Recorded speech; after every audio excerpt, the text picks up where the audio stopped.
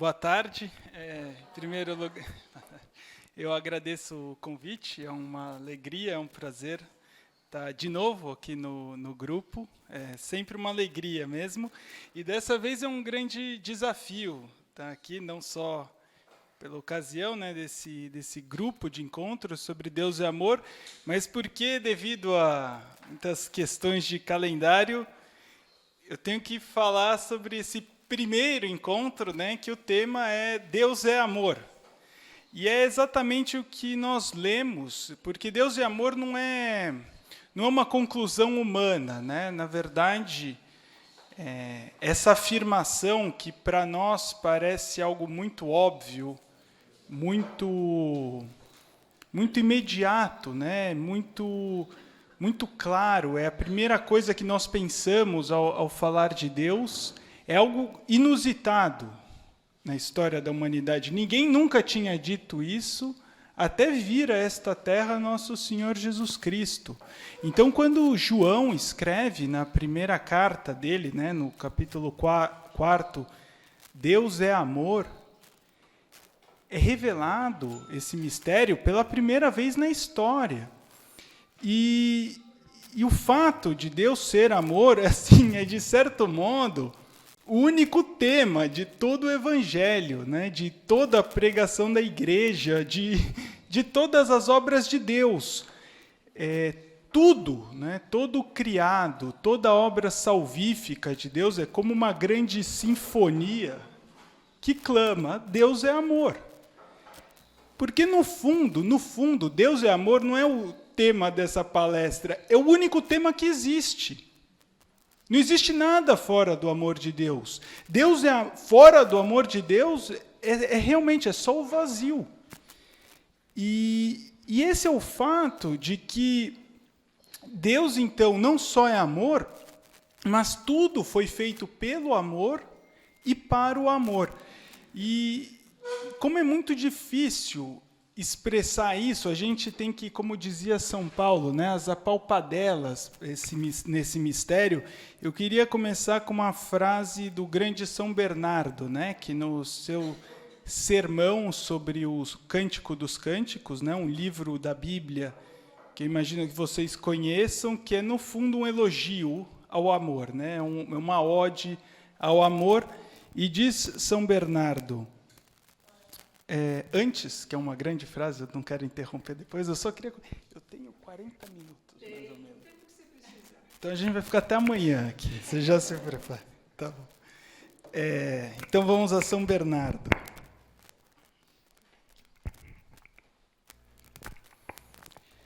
Então, nesse sermão sobre o Cântico dos Cânticos, o amor basta-se a si mesmo.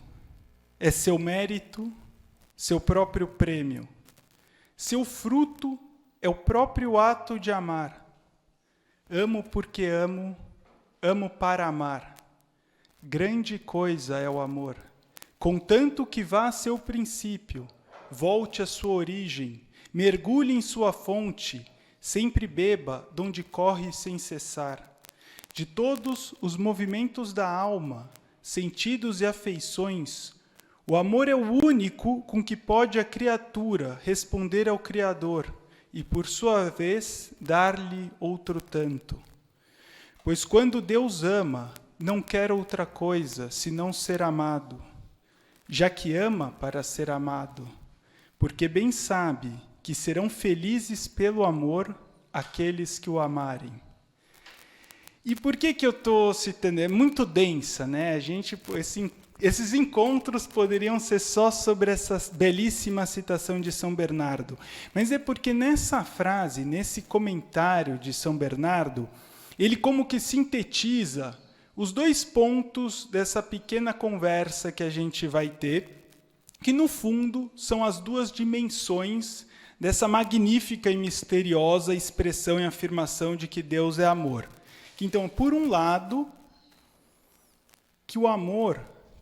voltando, né, São Bernardo diz, grande coisa é o amor, contanto que vá a seu princípio, que volte à sua origem.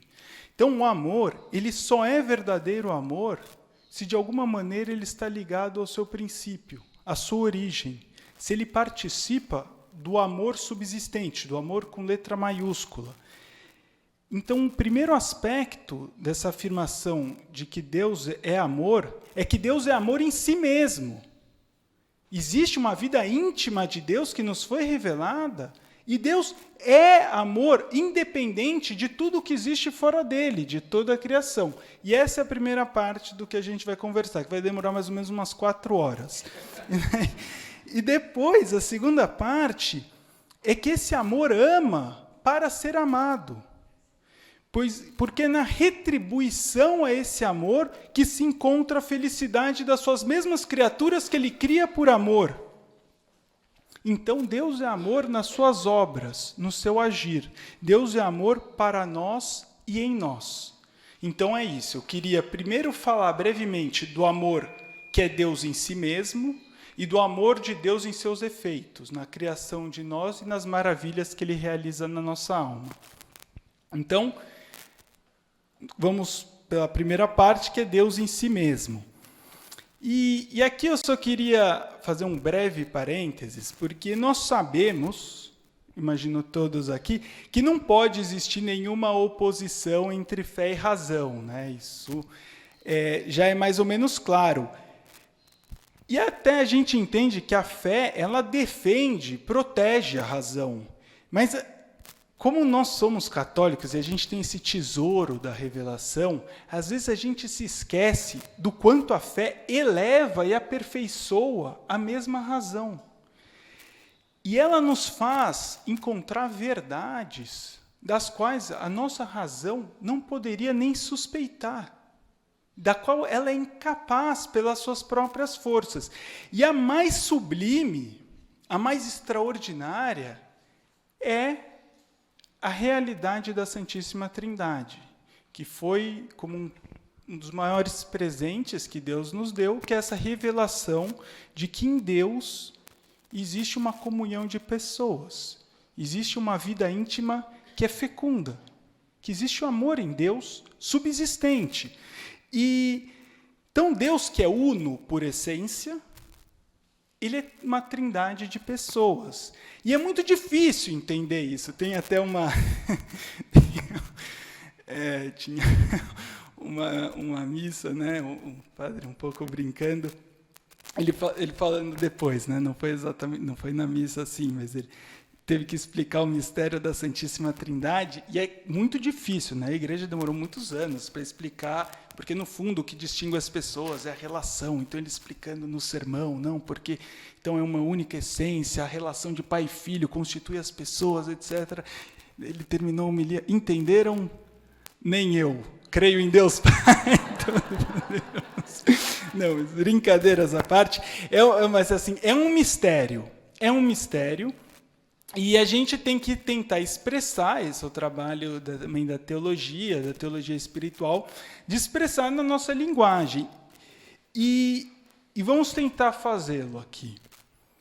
Porque o Pai, como que se contemplando nesse espelho que é a sua própria essência, ele gera como que uma imagem perfeitíssima de si mesmo. E essa imagem o representa em toda a sua divina grandeza, em todas as suas perfeições. É como que nós, para expressar os nossos pensamentos, as nossas ideias, a gente precisa usar muitas palavras. E mesmo assim a gente expressa imperfeitamente o que a gente está pensando. Não assim Deus, que é a inteligência perfeitíssima. Em uma única palavra, um único verbo, ele expressa perfeitamente a si mesmo. Tão perfeitamente que esse verbo tem todas as perfeições que o Pai tem, inclusive de ser vida, de ser Deus. Ele só difere do Pai no fato de ser gerado, de ser filho. E o fato é que, vendo refletir todas essas perfeições nesse verbo, que é essa imagem perfeitíssima de si mesmo, ele ama esse verbo com um amor sem limites. E esse verbo, então, que é luz do Pai, que é seu pensamento eterno, sua glória, sua beleza, seu esplendor, o esplendor de todas as suas perfeições, ele devolve ao Pai um amor semelhante. E essa corrente de amor que brota do Pai e do Filho, que se encontra, ela é tão perfeita quanto o Pai e quanto o Filho. Esse amor é também infinitamente perfeito. Esse amor é também vida. Esse amor é também Deus. E esse amor, que é mútuo, vivente, subsistente, que é chamado de vínculo, beijo, já foi chamado de beijo inefável entre o Pai e o Filho, é o laço de união, amor subsistente que consuma na unidade a Santíssima Trindade. Então vocês vejam que não só há fecundidade na Santíssima Trindade, mas o que os une, o Pai e o Filho, é um laço infinito de amor. E por que eu estou falando isso? Que é um pouco complicado, sim, e aqui eu não posso também demorar tanto nesse ponto. Mas eu queria deixar claro que Deus é amor em si mesmo. Isso tem consequências espirituais para nós gigantescas. E aqui, só dividindo um pouco para ficar claro, Deus é amor em si mesmo em 3 modos, pelo que a gente falou aqui. Primeiro, porque Deus é amor, no fundo que Deus ama, como nós já vimos. Depois, porque o Pai ama o Filho e o Filho ama o Pai. Tem esse amor ativo do Pai e do Filho. E esse amor, como nós vimos, essa corrente de amor, é tão perfeita que é uma pessoa na Santíssima Trindade, que é o Espírito Santo. Então, Deus é amor também como pessoa, que é o próprio Espírito Santo, que é o grande desconhecido, né? Que infelizmente é da pessoa da Santíssima Trindade, na qual nós temos, digamos, menos intimidade. E até não sei, santos muito sábios, né? Dizem que como é que nós podemos esperar a santidade se o santificador por excelência, né, Espírito Santo, é pouco conhecido, né? Porque é uma pessoa misteriosa mesmo dentro da Santíssima Trindade. Mas vocês percebem, porque Deus não é amor como nós. Deus não muda. Deus é esse amor, essa estabilidade no bem que nunca vai deixar de sê-lo. Deus não se arrepende do bem. Deus não se irrita. Deus não se decepciona. Deus não faz nada que não seja perfeito nesse mesmo amor que ele é em si mesmo. Porque esse amor ardente de bem que existe em Deus desde toda a eternidade é o que nos mantém firmes, como que mantém nossos pés no chão quando a gente vê tantas injustiças no mundo, né? Tanto ódio, tanta inveja, quando a gente vê no nosso próprio coração que o nosso amor se apega tão debilmente ao bem, que a gente acha que a gente ama, mas assim, a gente fraqueja no bem. Quando a gente vê que a gente não ama. E Deus não tem isso. Deus nos ama sempre, estavelmente, porque Ele é amor. Ele não pode fazer outra coisa que não amar. Ele não faz outra coisa que não ser esse bem no qual Ele se apega para sempre. Então, esse é o fato que a gente tem que ter sempre diante dos nossos olhos, que tem necessariamente em Deus esse ato espiritual e eterno de amor ao bem, que é Ele mesmo, que Ele nunca, nunca pode deixar de ter. Então, às vezes, a gente pode, não sei, talvez se decepcionar com Deus, não entender por que Ele não quis algo que nós queremos, por que parece que Deus é tão distante, ou Deus não é tão bom assim. Isso é sempre um erro nosso. Não é assim, Deus não é tão bom assim. Não é mesmo, Ele é sempre muito mais. Sabe? Então, Deus é amor. Deus é amor. Essa, então, é mais ou menos a primeira parte. Está mais ou menos claro? Tá, então, está bem. Estamos avançando. Tá. E agora vem realmente a parte que é mais, eu acho que é um pouco mais fácil de entender, porque agora a gente parte, então, para o fato de que esse amor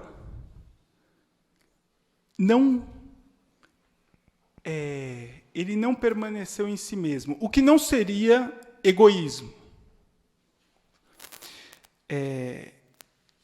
Deus, ele é infinitamente feliz em si mesmo, né? Então, sendo essa comunhão perfeitíssima de pessoas que se amam mutuamente, ele não precisa de nada fora de si mesmo.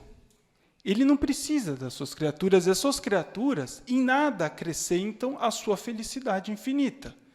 Certo? Porque se a sua criação acrescentasse algo a Deus, Deus não seria perfeito, então não seria Deus. E vem uma pergunta que é muito boa. A pergunta é, por que Deus nos criou?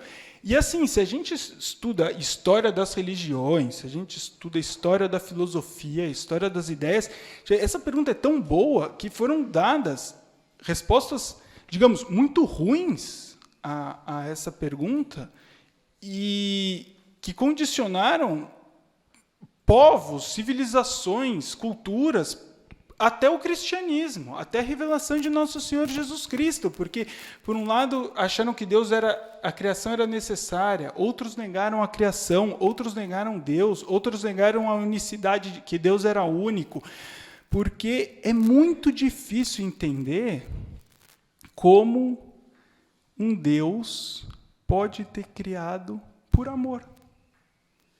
Porque, sendo feliz em si mesmo, o amor, ele é comunicativo de si mesmo. O bem, ele é difusivo de si mesmo. É isso, né? Nós temos, isso é muito bonito, nem o pecado original consegue apagar isso dos nossos corações. Quando a gente está muito feliz, né, acontece alguma coisa boa, o nosso primeiro impulso é contar para alguém, né? A gente quer, que no fundo é a raiz, por isso nós somos apostólicos. A gente teve a graça de ter a revelação de Cristo, temos a graça de ser católicos, e a gente quer levar isso para o mundo inteiro. Assim, a gente quer levar a salvação. Tem um nome pelo qual nós podemos ser salvos, que é esse de nosso Senhor Jesus Cristo. E a gente quer levar isso para o mundo inteiro. Então, é isso. Se nós queremos difundir o bem, o pequeno bem que tem em nossas vidas, no meio de toda a nossa miséria, de todo o nosso egoísmo, vocês imaginem Deus. E é esse o motivo da criação. Deus quis criar-nos para que houvesse seres que participassem da sua felicidade, sem que ele ganhasse nada com isso. É por livre, espontânea vontade de ver a sua bondade glorificada, de difundir o bem que é ele mesmo, de fazer-nos felizes. Esse é o motivo. Vocês percebem? Essas coisas parecem simples, mas de novo, é só porque nós somos católicos. É só porque nós já tínhamos ouvido falar de que Deus é amor. Mas ninguém tinha dito isso antes. Que Deus seja amor é um escândalo. Deus é o Todo-Poderoso, que nós ousamos chamar de Pai. O quão bom é Deus, né? E, bom, esse é o motivo da criação. E não para por aí, porque a nossa felicidade, ela como das outras criaturas, nós temos uma certa felicidade a um nível natural, que a nossa própria natureza de animais racionais pode chegar, né? Que é o amor e essa vida da contemplação da verdade a nível natural. Ela nos dá uma felicidade própria. Mas para Deus não bastava isso. Ele quis, desde o início, nos elevar a uma participação da sua própria vida, que é a graça. Né? Que, como diz São Pedro, né, na sua segunda epístola, que a graça é essa participação da natureza divina. Por isso nós somos filhos. Nós somos filhos de Deus porque nós participamos da natureza divina. Por isso que o batismo é o dia mais importante das nossas vidas. Porque quando não só é redimido, nós somos redimidos do pecado original, mas é quando é infusa em nós a graça, que nos faz participantes da vida sobrenatural, dessa vida da graça. Nós nos tornamos templos, mas eu vou chegar na parte do templo do Espírito Santo. Vamos aos poucos. Mas esse é o fato. Essa felicidade que Deus quis para nós na criação, que é nesse estado que foram criados Adão e Eva, e era assim antes do pecado original, é essa participação da vida de Deus. Tá? E de novo, é uma loucura. Isso não existe. Não existe em outra religião, não existe em outra filosofia, não existe fora da redenção de nosso Senhor Jesus Cristo, essa participação da vida divina. E o fato é esse, Deus soube organizar de tal maneira as coisas que as criaturas encontram essa felicidade nessa mesma vida da graça, glorificando a Deus. Então, Deus é amor e o fim da nossa vida é amar a Deus. Essa união com Deus, porque é próprio do amor unir aqueles que se amam. Então é por isso que, lembra aquela frase que a gente começou de São Bernardo? São Bernardo pode dizer, serão felizes pelo amor aqueles que o amarem. Porque esse é o nosso fim. E aquela coisa, porque é amando Deus que nós podemos amar todo o resto. Mas eu vou chegar também, esse ponto é muito importante. Aqui eu queria falar, aqui de novo, esse é um ponto... Bom, está dando para acompanhar? Tá, ótimo, tá bom. Aqui tem uma...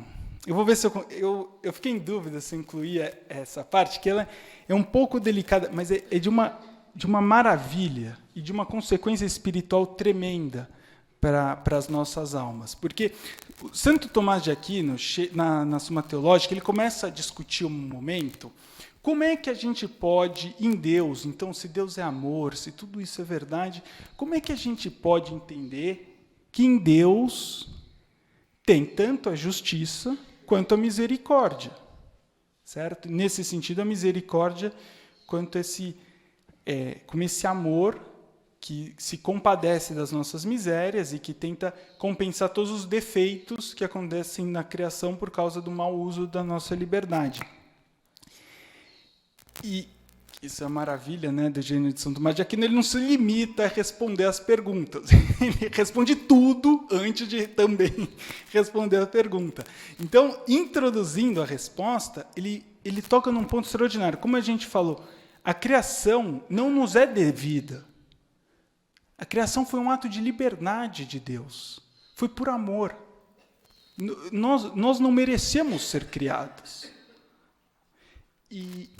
E São Tomás vai falar, está aí, na raiz de tudo, da nossa existência, mesmo da nossa redenção, está a misericórdia, não a justiça. Então, um ato de misericórdia.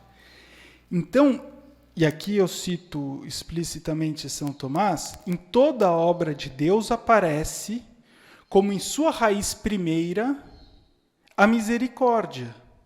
E como a causa primeira tem um influxo maior sobre o que vem depois do que as outras causas, o seu influxo, o influxo da misericórdia, permanece em todas as coisas que vêm depois. E também opera com maior eficácia, porque a causa primeira tem influxo mais forte do que as causas segundas. Então não é só que a criação é uma maravilha, não é só que não nos foi devida, não é só que Deus nos criou para sermos felizes, não é só que Ele nos criou sem que nós merecêssemos para participar da sua própria vida, que é amor, mas também que essa misericórdia pela qual Ele nos criou tem um influxo para sempre em todos os outros atos da nossa vida, em toda a sua ação salvífica, em toda a graça que nos move, em todos os momentos da nossa vida. É como assim nós respiramos misericórdia. E é por isso que, se apropriando, porque aqui, a gente apropria, é uma palavra teológica, a criação também é o Espírito Santo, e no Salmo a gente fala vinde Santo Espírito, né, envia o seu Espírito e serão criadas todas as coisas. Porque, vocês percebem, é um pouco estranho, porque normalmente a gente fala, creio em Deus Pai, Todo-Poderoso, Criador, né? E normalmente é o Pai. E no Salmo a gente fala do Espírito Criador, também na oração do Espírito Santo a gente fala do Espírito Criador. Por quê?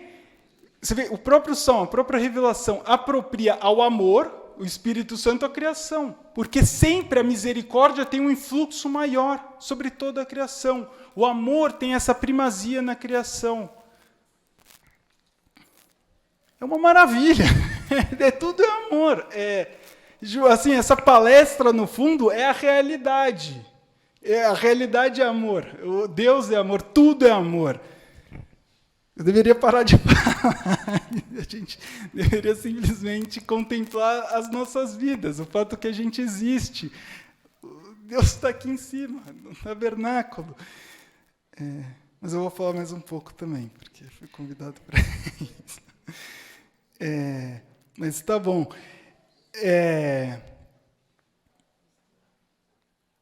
Então tá bom.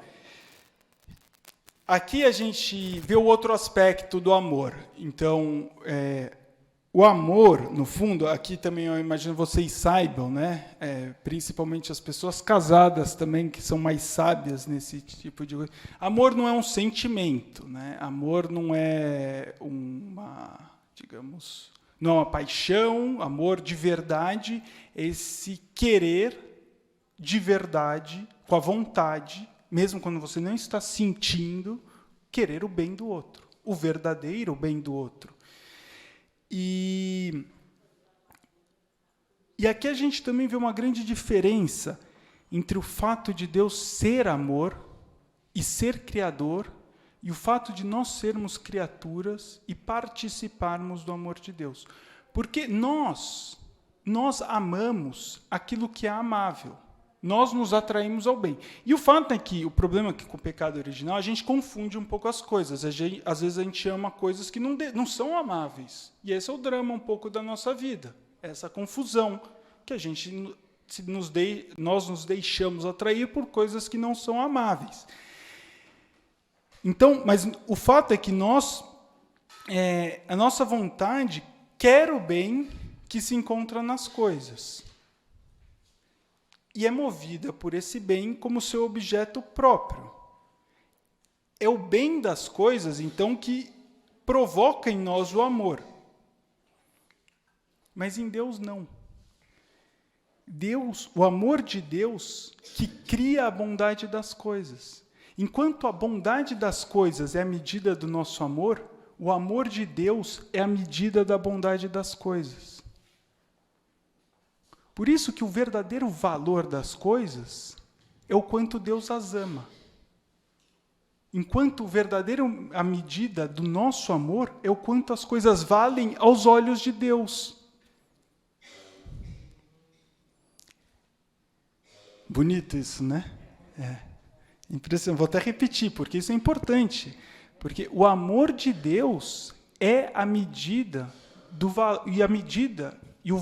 a medida da bondade das coisas. É o amor de Deus que é o critério de valor das coisas.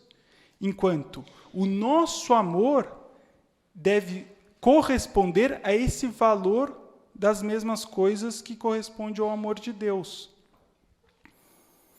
Então, Deus é a única fonte do amor.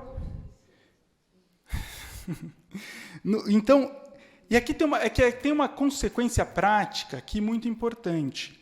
Porque, no fundo, só ama de verdade quem ama a Deus. É forte isso, mas essa é a verdade. Só existe amor mesmo em quem se deixa participar do amor de Deus. E é por isso que o mundo hoje fala muito do amor, mas não conhece o amor. O mundo hoje fala cada vez mais do amor, e o que a gente vê cada vez mais é depressão, é tristeza, é suicídio, é remédio, é terapia. Porque isso, não adianta falar do amor se você não quer participar do verdadeiro amor. Esse é o drama do mundo de hoje. Tinha uma história muito bacana de Santo Agostinho. Eu vou pular essa história, mas se talvez dê tempo depois. Tá bom, então vou contar isso. Mas eu ainda estou na página 2 de 15. Tá bom. Santo Agostinho, ele foi uma pessoa extraordinária, né? Assim, em todos os aspectos, humanamente, a sua vida foi uma maravilha, assim, foi muito inspiradora, né? Tudo o que aconteceu com ele, sua conversão, a sua inteligência, a profundidade com que ele entendeu a própria vida, a própria ação de Deus na própria vida. E o fato é que ele era uma alma muito sensível. Santo Agostinho viveu como poucos a realidade da amizade. Ele dizia, né, que nada nessa vida é agradável sem um amigo, né? E ele viveu todos os tipos de amizade. Ele viveu as amizades más, que te levam a fazer coisas ruins, né? Ele tem esse episódio da qual ele se doeu muito depois. Quando ele era pequeno, ele com os amigos, ele roubou peras de um vizinho. E ele falava, ele olhando para trás, falava, nem eram boas peras. E eu nem queria comer eu não comia aquelas peras, eu dei para os porcos. E eu estava cansado, eu não queria roubar. Eu roubei por roubar, porque eu estava com aqueles amigos ali. Foi a maldade pela maldade. Ele conheceu esse tipo de amizades. E depois ele conheceu o tipo de amizade humana, que é daquelas pessoas que querem a mesma coisa neste mundo, né? Compartilhavam os mesmos interesses. Ele era um grande professor de retórica, tinham interesses pelos mesmos livros. E esse amigo dele era um grande amigo. Agostinho vivia, para onde ele ia com todos os amigos dele, ia com a mãe dele, ia com o filho dele. Era uma coisa muito bonita, assim. E esse amigo dele morreu muito cedo. Isso foi um drama na vida dele muito cruel. Ele ficou muito triste por muito tempo, chorou muito tempo a morte desse amigo. Falou, eu não entendo como as pessoas continuam a vida normal delas quando morreu aquele que era um outro eu. Eu não entendo como eu estou vivo quando aquela parte de mim que devia viver tinha morrido. E depois de ter vivido tão intensamente essas amizades, que são essas, ele percebeu, mas daí ele teve esse grande amigo que foi engraçado porque ele virou maniqueu, ele convenceu esse amigo a virar maniqueu. Aí ele virou cristão e ele se sentia muito mal porque agora ele tinha que trazer esse amigo para ser católico de novo, porque ele se sentia responsável que esse amigo era maniqueu. E aí ele falava para ele, meu grande amigo. Mas nós não éramos amigos antes de eu ser cristão, porque nem eu era amigo de mim mesmo. E ele falava, porque ele descobriu, depois de ter vivido todas essas amizades, que no fundo, a verdadeira só pode ter verdadeira amizade se nós nos amamos em Cristo. Não existe verdadeira amizade fora de Cristo. E ele fala, isso pode parecer um pouco forte, mas se nós pensarmos um pouco, é verdade. Porque a amizade, esse amor recíproco, que implica uma troca de bens. E no fundo, o nosso verdadeiro bem implica eternidade.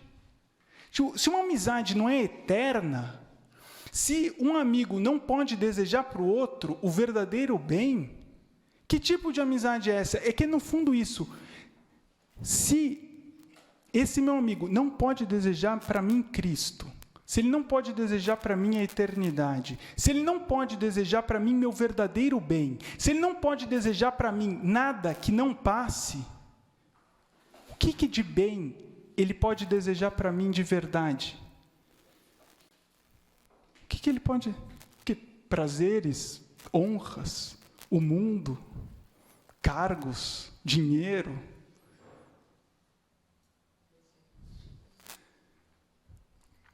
Então é isso, no fundo é isso, só existe amor que é participação do amor de Deus. E é por isso que, é claro que isso não é que nós então devemos nos fechar, pelo contrário, é isso que nos impulsiona a levar esse amor de Deus para todos, porque isso vale também para os outros. A vida sem Deus é uma miséria. É que hoje é fácil disfarçar isso, é fácil a gente se entorpecer, é fácil, a vida hoje é muito fácil, todo mundo consegue viajar para onde quiser, hoje você clica, a gente agora, em 5 minutos, consegue comer comida de qualquer lugar do mundo, agora, todo mundo, assim, é uma coisa impressionante. A gente compra agora, em 30 segundos, uma passagem para qualquer lugar do mundo. Então, é muito fácil disfarçar isso, as coisas são muito rápidas. Mas a vida sem Deus é miserável. Não tem sentido a vida sem Deus. Assim. Então, a gente tem que levar Deus para os outros, porque a vida sem o amor é isso, é o vazio. E aqui, eu não ia falar isso, mas é que agora eu já estou completamente perdido aqui. Mas o fato é que, você vê, qual que é o erro dessas ideologias, sei lá, Marx, sei lá, o Bom Selvagem, Rousseau, todos esses ideólogos, o que eles querem, o liberalismo, o que eles querem tirar Deus e continuar com o paraíso, né? Essa é a loucura. Tem alguns loucos que são menos loucos. Por exemplo, Nietzsche, que era louco, claro, mas ele, pelo menos, em algumas coisas, por ser muito louco, ele era muito coerente com algumas ideias dele. E então ele tirou conclusões práticas que outros têm medo de tirar, ou se escondem de propósito, etc. E o fato é que Nietzsche chega nesse momento muito dramático de seus escritos, que nisso, Deus está morto, né? E aí, o que ele fala? Que é uma coisa, é magnífico, vocês sentem o frio, sentem o vazio. Isso é magnífico, isso, porque é isso que sobra mesmo, é só o desespero. E é por isso, é para preservar esse amor. Aqui eu trouxe uma frase, tem um grande teólogo, chamado Garrigou Lagrange, foi um grande teólogo, ele morreu no início dos anos 60, que ele vai, porque é isso, protegendo isso, ele diz, a igreja é intolerante quanto aos princípios, porque crê, mas é tolerante com as pessoas porque ama. O mundo é tolerante quanto aos princípios porque não crê, mas é intolerante com as pessoas porque não ama. Tem que escrever, vou até repetir, então. A igreja é intolerante quanto aos princípios porque crê, mas é tolerante com as pessoas porque ama. O mundo é tolerante quanto aos princípios, porque não crê, e é intolerante com as pessoas, porque não ama.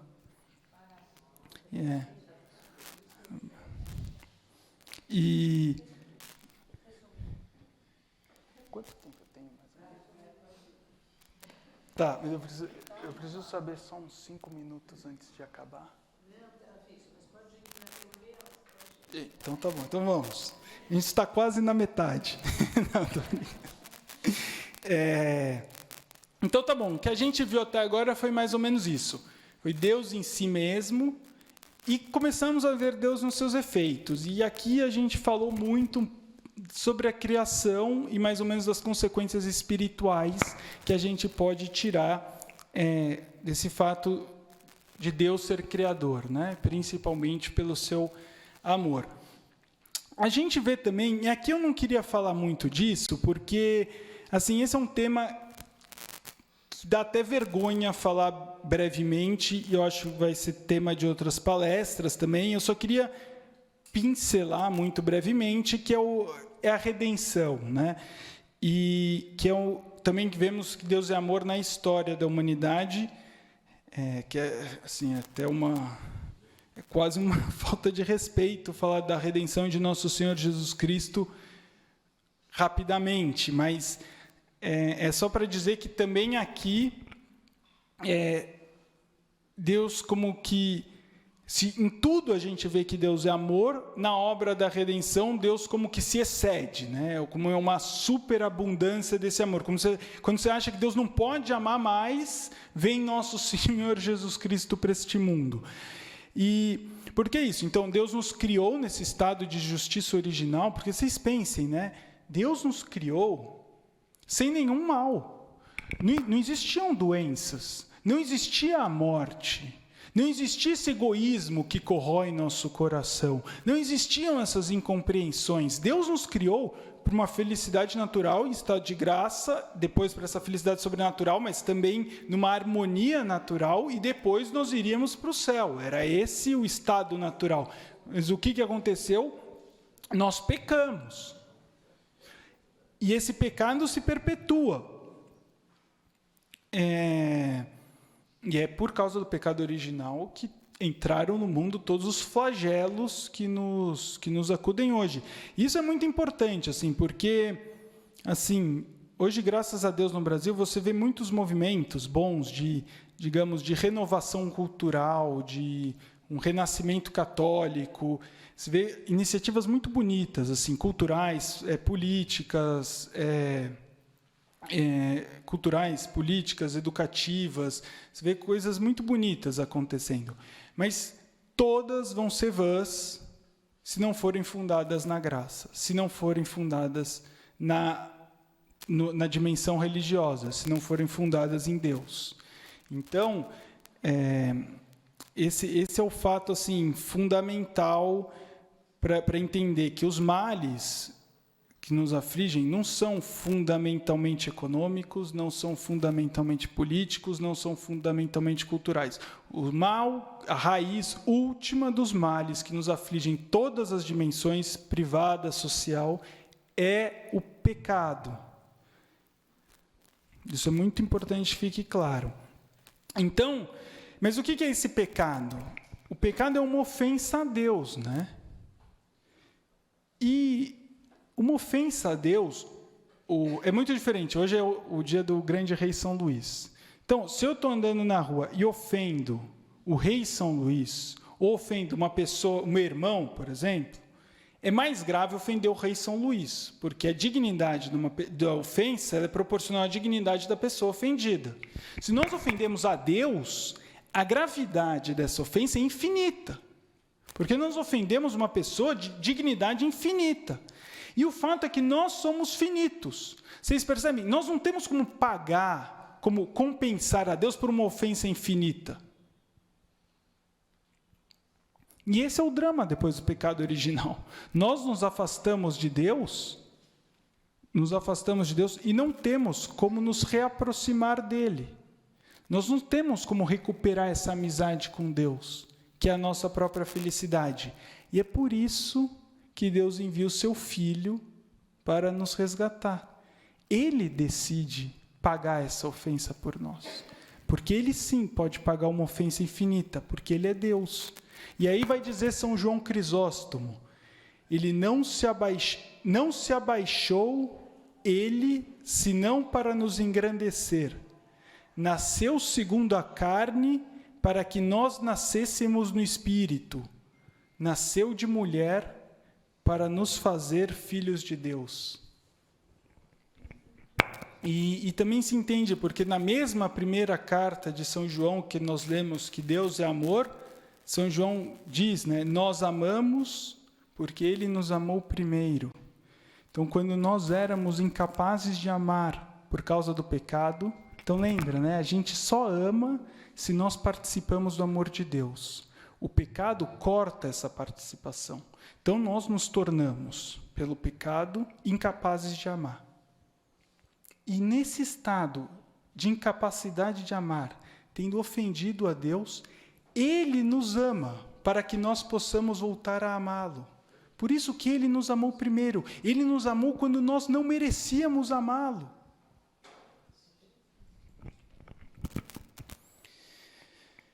Muito bem. E aí, essa é a redenção de Cristo, porque o que eu queria me concentrar aqui eram dois efeitos dessa... Na verdade, tinham 3 coisas, mas na verdade 4. Na verdade eram 5, mas eu vou me reter a 2 coisas que eu gostaria de falar, mais ou menos, dos efeitos dessa redenção de Cristo, que é, de um lado, o que é essa vida da graça, o que é a graça santificante na nossa alma, e o fato de que Deus vem habitar a nossa alma, que é a realidade da inabitação trinitária. Só para ter uma ideia, todos vocês já ouviram falar disso, né, de que Deus habita a alma do justo, né? Deus, assim, nós somos templos do Espírito Santo. Então, que beleza. Nossa. Ótimo. Então, tá bom. Então, com o batismo, a gente recebe, então, entre as diversas graças do batismo, a graça santificante, que é esse dom sobrenatural, realmente infundido nas nossas almas, que nos dá essa participação verdadeira e real da própria natureza divina, que nos faz filhos adotivos de Deus, verdadeiramente filhos, e herdeiros da glória. Mais ou menos claro? Tá, porque é isso, é um dom gratuito. Nós não merecemos as graças do batismo. E é um dom sobrenatural, é uma participação da natureza divina, sobrenatural, está acima da nossa natureza. E é tão grande que São Tomás de Aquino, que é super sóbrio, né? Ele é super, assim, ele não exagera, né? É uma coisa impressionante, a sobriedade dos... E ele, São Tomás, vai falar que a mais mínima participação da graça santificante, considerada em um só indivíduo, supera e transcende o bem natural de todo o universo. Então, vocês veem o bem que vocês fazem quando vocês ajudam alguém a se converter. O quanto Deus não se alegra com isso. E nos faz filhos. Por que isso? Porque pela criação, nós não somos propriamente filhos antes do batismo. Porque quando um artista, ele faz, por exemplo, um construtor, alguém constrói uma casa, a gente não diz propriamente que o arquiteto é o pai da casa. Bem, só um pequeno... Bom, não, depois... Ele não é propriamente pai da casa. Por quê? Porque a casa não partilha da mesma natureza do arquiteto. O arquiteto é uma pessoa, a casa é uma casa. Então, nós, para sermos propriamente filhos de Deus, a gente tem que ter uma participação de natureza com Deus, que é isso que nos dá a graça no batismo. Então, por isso que São João, na primeira carta também, em outro capítulo, vai dizer como que em um êxtase, com espanto, vai dizer: considerai com que amor nos amou o Pai, para que sejamos chamados filhos de Deus. Isso é uma loucura. E ele continua: e nós o somos de fato. E claro, e nós ganhamos direito à herança celeste, que é rigorosamente infinita, né? Que é o próprio Deus, que é o próprio Deus, que é essa felicidade no céu que vai ser de uma alegria inexplicável. Mas tá bom. Eu só uma analogia, isso é muito, porque hoje está muito em voga muito sedutor um pouco essas filosofias / espiritualidades orientais hoje em dia, yoga, etc., que são todas panteístas, né? No fundo, o que está por trás, meditação transcendental, etc., está por trás essa união com o tudo, né? Que é, no fundo, o budismo, que são todas panteístas e tem essa dissolução das próprias personalidades, né? Então, e é muito diferente do que a gente tem aqui no catolicismo. A gente tem uma união pessoal com Deus. Essa participação da vida divina não é uma dissolução da nossa própria personalidade. E aqui o que fazem os autores espirituais, que isso é muito bonito, a comparação é do ferro no fogo. Vocês já viram como o ferro, quando é aquecido a temperaturas altíssimas, parece que é fogo, né? Então ele fica incandescente, ele continua sendo ferro, mas ele adquire as propriedades do fogo, como ele quase queima, né? Na verdade, ele queima. E assim somos nós. Nós amamos com amor divino. Nós conhecemos com conhecimento divino, que é a fé. Mas nós continuamos sendo nós mesmos. Deus nos eleva para Ele. Não é que nós deixamos de ser nós mesmos. Não é que Deus aniquila os nossos desejos. Não é que Deus aniquila a nossa personalidade. Não é que Deus nos transforma em robôs. Pelo contrário, robôs é um mundo sem a graça. O pecado que transforma as pessoas na massa, que querem a mesma coisa, que se comportam da mesma coisa. A maravilha está nos santos, que cada um é completamente único. A realização perfeita da nossa própria personalidade, que está no amor, vem dessa participação perfeita da vida de Deus. Que a gente às vezes tem um pouco de medo disso, né? É quase uma blasfêmia, né? Ah, não, é um santinho. Ah, é uma santinha. É um escândalo isso, porque os santos são os verdadeiros heróis. Os santos são as personalidades únicas. O escândalo é o pecado, que todo mundo faz as mesmas porcarias iguais. Mas é isso, é o ferro no fogo. Eu me empolguei um pouco, mas era isso. Aí isso. Então, essa é a primeira coisa. Você vê que maravilha, porque esse Deus de amor não basta só com que nós sejamos felizes. Ele quer uma felicidade superabundante para nós, que é a mesma vida dele, que é essa felicidade sobrenatural, que é o amor de caridade. E, com isso, também acontece no batismo, que é o que acontece toda alma em graça, com essa participação da natureza divina, porque vocês viram, né? Vocês lembram que Santo Tomás disse, só essa participação na graça é maior que o bem de toda a criação.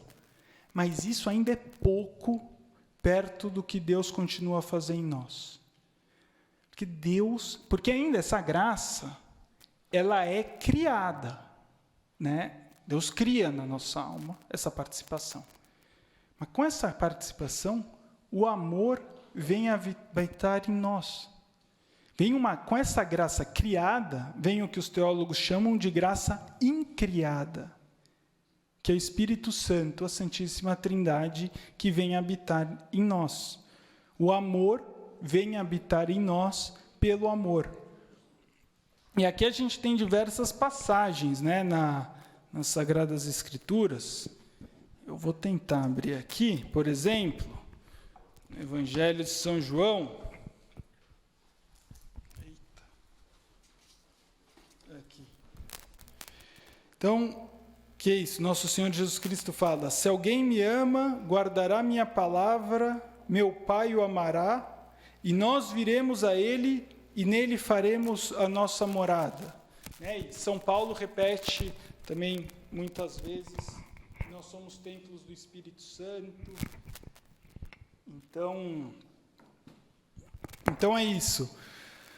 Deus vem habitar em nossas almas. Deus é amor, Deus nos transforma em amor, e o amor vem habitar em nós para o amor. E por que isso? Né? Por que tantas maravilhas? Né? Por que tanto por nós? Por quê?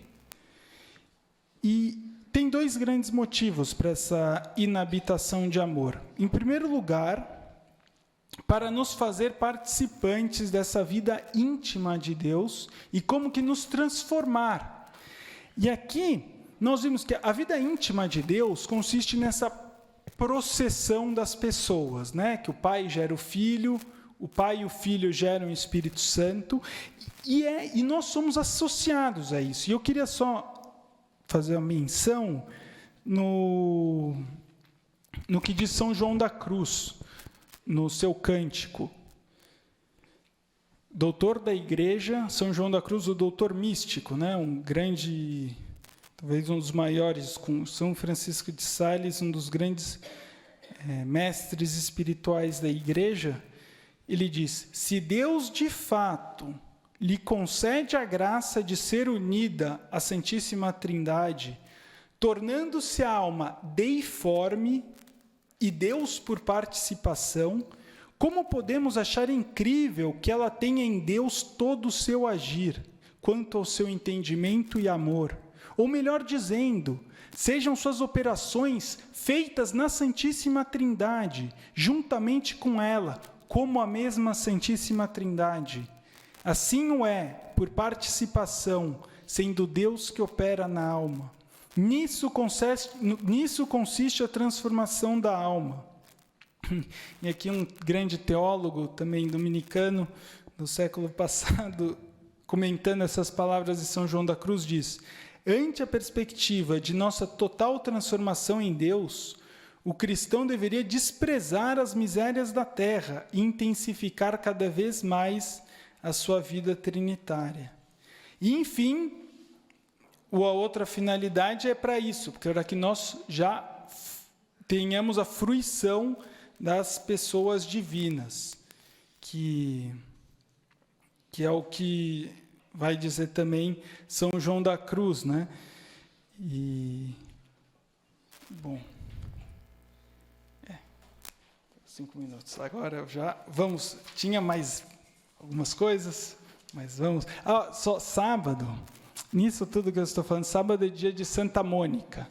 Então eu queria lembrar que esse mesmo Deus de amor, esse seria, acho que, ideal. A gente sai daqui lembrando que esse Deus de amor vai nos ajudar também a conquistar as almas pelo amor, assim. Se a gente tem familiares, amigos, né, as pessoas que a gente quer tanto que se convertam, que participem desse amor, a gente pede também a intercessão de Santa Mônica para que como Deus não a desapontou, né? Deus também, que é amor, não vai nos desapontar. E eu gostaria de, diante de todas essas maravilhas que Deus realiza em nós, terminar com uma citação de São João da Cruz, que também nesse mesmo cântico, depois dessa última citação que eu li, como que extasiado de tanta maravilha, tenta dar um chacoalhão na gente, né? Que ele diz: ó almas criadas para essas grandezas e para elas chamadas, que fazeis? Em que vos entretendes? Baixezas são vossas pretensões e tudo quanto possuís não passa de misérias. Ó miserável cegueira dos olhos do vosso espírito, pois para tanta luz estáis cegas, para tão altas vozes sois surdas. Não vedes que enquanto buscais grandezas e glórias, permaneceis miseráveis e vis, sendo ignorantes de tão grandes bens? Então, que nós busquemos fazer dessas maravilhas que o amor realiza em nossas almas, nós também sejamos santos e levemos muitas almas para o céu. Louvado seja nosso Senhor Jesus Cristo. Eu e minha casa servirei